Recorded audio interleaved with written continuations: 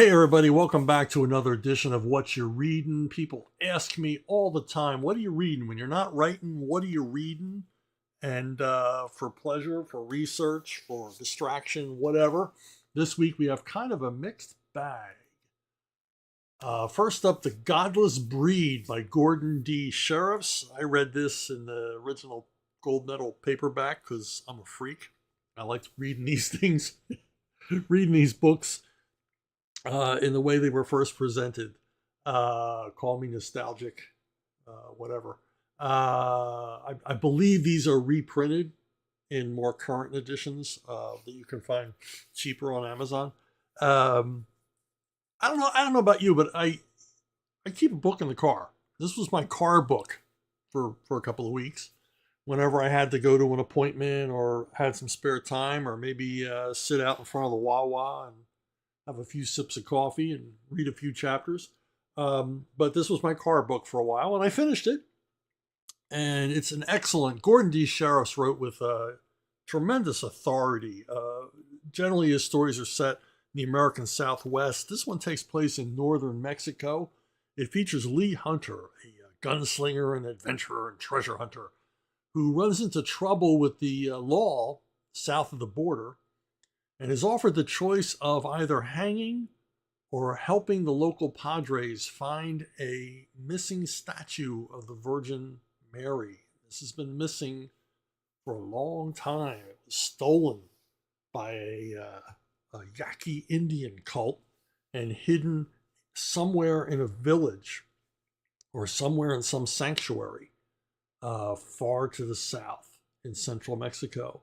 And Lee and another guy that he's hooked up with, who he can't trust for a second, go off hunting this thing. And it's typical Gordon D. Sheriffs, like I said, written with an enormous amount of authority.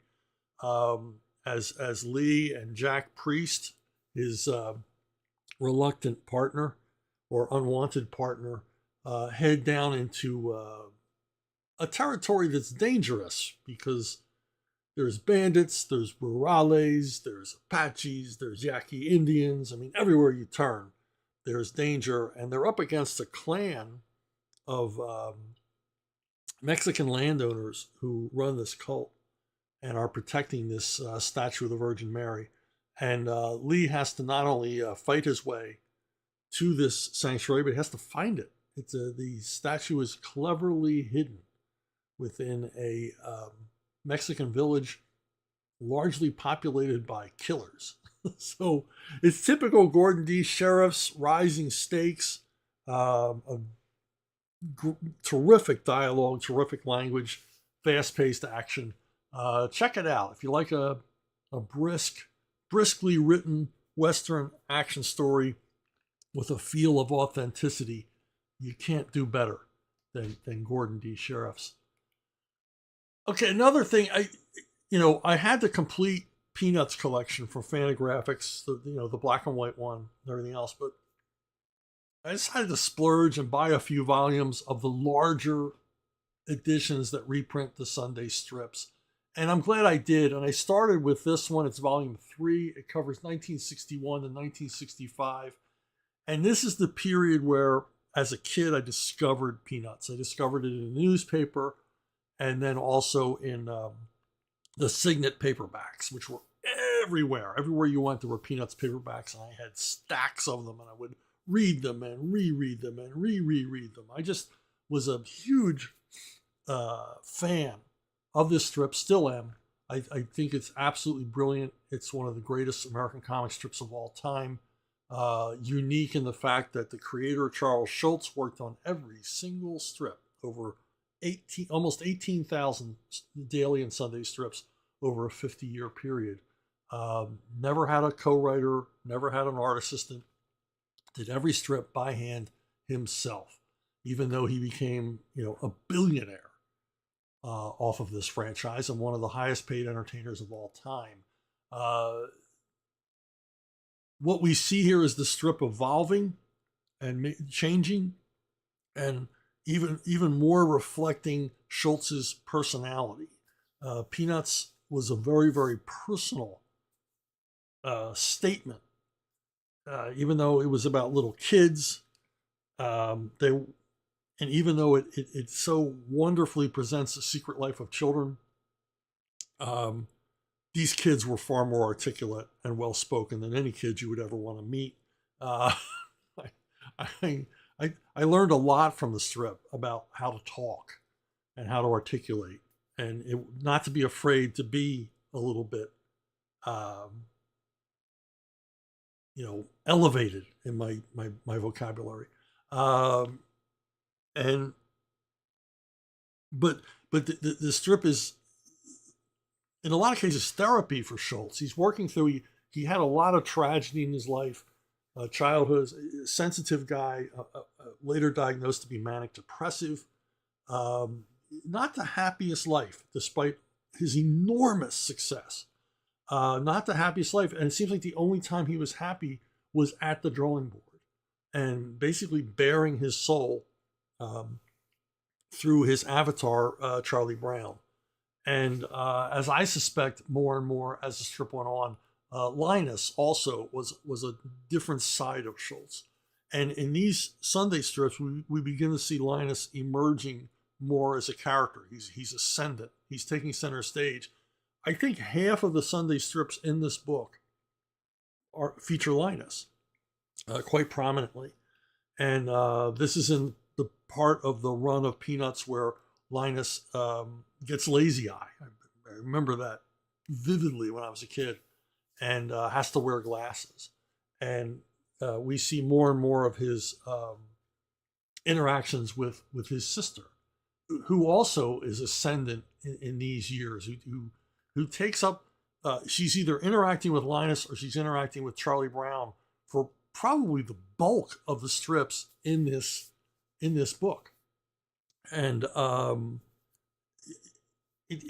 Schulz is playing with the dynamics of these characters, and they never vary. It's just, whether Lucy is interacting with Snoopy, Linus, Charlie Brown, or Schroeder, she remains consistent. She's an amazingly nuanced character, as is Linus, as is Charlie Brown, as are all the core characters here.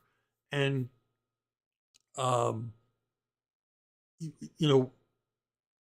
this really is where this strip begins to emerge as a major part of American pop culture. These are the strips that appear just before the debut of the very first Charlie Brown television special.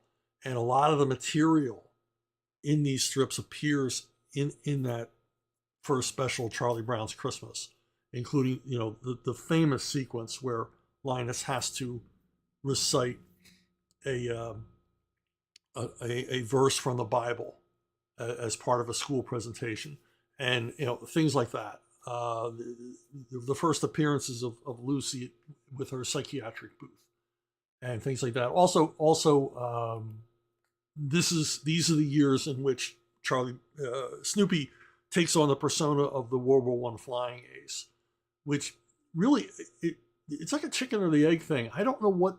It's really peculiar, and people who were alive at the time will remember this, and it's never really talked about. But in the mid-'60s, it was this peculiar nostalgia or reminiscence or fad for everything about World War I, particularly the war in the air.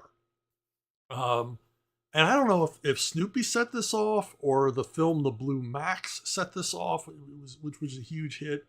But suddenly, World War I aviation was like this thing. I mean, there was toys and board games and movies and books and everything else about World War I.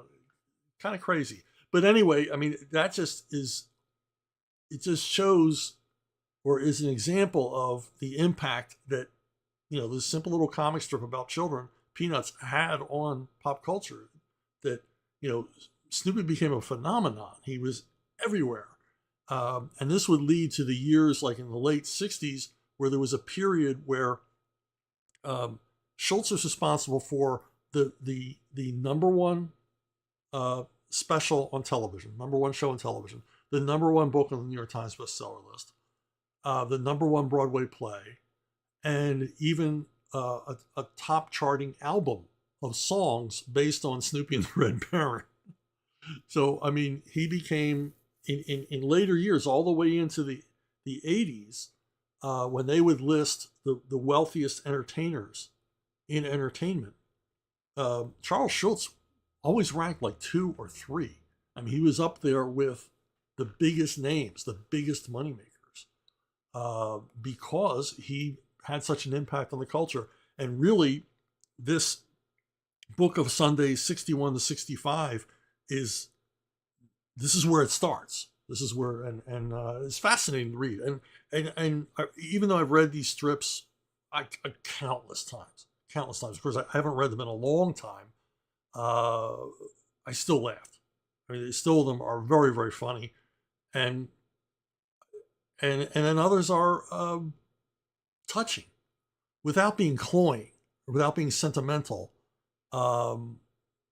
It's whimsy backed up by pathos, and it always works for me.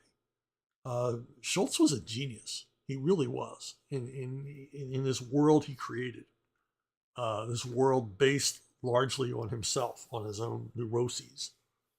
And that kind of leads me to the next book. Kat Timpf's book, You Can't Joke About That. Now, I don't buy any of Fox News has a publishing machine. Every one of their hosts and guests, they all got a book to push. And I don't fall for them, because largely it's just transcripted from things they've said on the air, or they've dictated it, or it's just ghost written entirely. I don't buy it. But I wanted to read Kat Timpf's book because she is a writer. And nobody ghost wrote this book. And it's a really, really interesting book because it's part autobiographical, but then it moves into the value of humor in our lives, how we need humor, and then a lot of stuff about free speech, because Kat is a libertarian who I don't always agree with her views, but she's always worth listening to. It's always well thought out. But I do agree with her 1,000% on all of her views on free speech, that free speech must be guarded, even the speech that offends. And Kat talks about when she was a stand-up comic, and she knows what a stand-up comic goes through. And she talks a lot about that and her early life and her trials and tribulations. This poor woman has really been through the ringer, which, if you know anything about comedians, most of them have. Just like Schulz, Charles Schulz drew from his own personal tragedies in life to present the humor in Peanuts. Most stand-up comics, probably with the exception of Jerry Seinfeld, have miserable backgrounds, have horrible things that happen to them in their life, and they use stand-up comic largely as therapy. And as Kat says, not only does a stand-up comic want to make people laugh, but more importantly, they just want to talk. They just want to talk it out in front of an audience. And she's a staunch defender of comedians saying, if it's funny, say it. And that's kind of the, Ricky Gervais has often said that, if it's funny, say it. It doesn't matter if it's offensive to someone, it's funny. And she goes into the, Will Smith, Chris Rock slap thing in a chapter. And she goes, the various protests against free speech on college campuses. I think we're seeing a turnaround in this phase of our societal evolution, or de-evolution in this case. But the battle on university campuses against free speech, which is like the last place on earth you would see people advocating for censorship or banning or burning books, but it's happening. But we're starting to see a turnaround, and she documents a lot of that. And she also goes into some detail in one chapter about Joan Rivers, and she talks about Joan Rivers' success as a comedian, and how Joan Rivers was an inspirational figure to Kat Timpf, because Rivers never guarded her mouth. She said whatever was on her mind, no matter how much trouble it got her in. And not only does Kat give her estimation of Rivers' power and the magic and her personality, but she also talks about the evolution of her comedic style. I never heard this term before, but she said Rivers was at the beginning of what is called confessional comedy, the kind of comedy where the comedian comes out and lays their soul bare to the audience for laughs. And she said the pioneer of this was Woody Allen. If you watch Woody Allen's stand-up routines from the late 50s, early 60s, you'll see what she's talking about. He talks about his therapists. He talks about his failing marriage and things like that. Things that we commonly hear comedians deal with today, but at that time was shocking, new, and fresh, because largely comedians just came out and told jokes. But Woody Allen came out with this narrative about his life, and Joan Rivers follows him doing the same thing. Her trials and tribulations, and Kat puts forward that Joan Rivers was a feminist, although she rejected that term. People would call her a pioneer. They would talk about what she had done and her importance as a female comedian. And Rivers would always push back. She says, it's not about what I've done. I'm still doing what I've done. I never stopped. I'm not a pioneer. I'm still in the trenches. I'm still fighting. And, I'm not a feminist, and I'm not a female comedian. I'm a comedian. And the thing is that it's only important. The only thing that was important to Joan Rivers, and really the only thing important to us as an audience, is that she was funny. Being female or being a minority or any other level of diversity you want to talk about is unimportant in comparison to whether you can do the job or not. The job of a comedian is to make us laugh.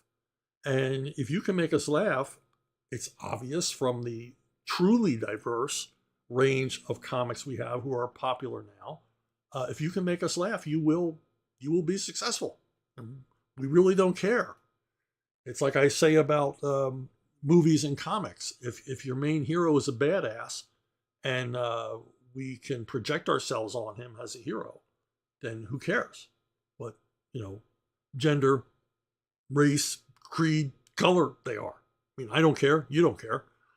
Same thing with our comics. But anyway, Kat's book is really good, really well thought out, and she's an extraordinary writer. She really is. And there's a little bit of behind the scenes stuff about the Gutfeld show she throws in here and there. She does it sparingly because she doesn't want to make the book about that, even though we're all dying of curiosity about what it's like backstage at Gutfeld. But it's a brisk read. A lot of it's funny. A lot of it is frankly horrifying. It's disturbing. I don't want to chase you away from the book, but it's it's a fascinating read from an extraordinarily talented writer and I believe thinker. So there you have it. I promised a mixed bag, and that was it. And I told you what I'm reading. What are you reading? Why don't you read Levon's Scourge? It's the 12th book in my Levon Cade series. Levon deals with issues that began in the second book in this series. So 10 books later, he's finally said, okay, I've had enough. I'm fixing this problem. And of course, we all know, or at least you should know if you read the books, how Levon deals with these problems. Bring body bags and bleach. So anyway, that's it for me. That's what I've been reading. I'll see you next time, and I'll